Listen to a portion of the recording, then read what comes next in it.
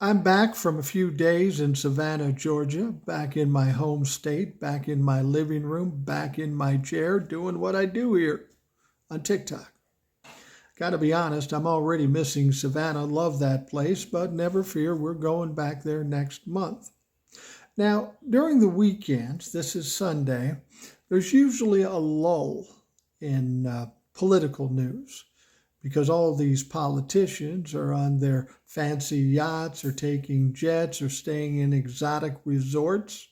Things don't really kick off until Monday again. They're off enjoying themselves after grifting us for all the money that they could possibly get. That said, there was one story, the biggest story of the weekend. It had to do with Vladimir Putin, Russia, Ukraine, and a mercenary group by the name of the Wagner Group, headed by a gentleman by the name of Prigozhin. Now, this has been a weird story, even a scary story, well, if you happen to be Vladimir Putin. We know that Vladimir Putin and the Russians were invading Ukraine, thought they'd do it in a few days, but a year plus later, they haven't really gained much ground. So Vlad goes ahead and hires a mercenary group of 25,000 men to help them to try to invade Ukraine. Well, apparently Vladimir Putin forgot to pay the mercenaries. Let's be honest, the only reason mercenaries fight is for fucking money. That's why we call them fucking mercenaries.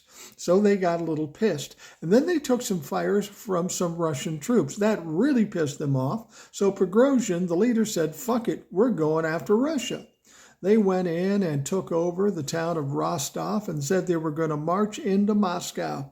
People were nervous about it. They were telling people to lock the doors. Oh, the shit's going to come. But then at the last moment, for some reason, Prigozhin said, we're going to divert to Belarus, cool our heels over there. Apparently he worked out some deal with Vladimir Putin. Now, you would think that would make Vladimir Putin look good, but instead, most people are saying it really weakened Vladimir Putin's power.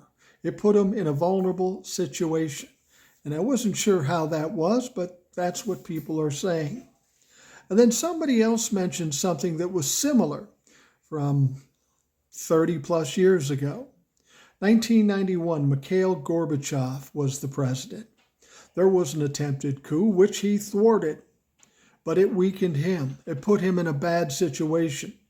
4 months later, he's on his ass and replaced. So hopefully, if history repeats itself, we only have a short time with Vlad.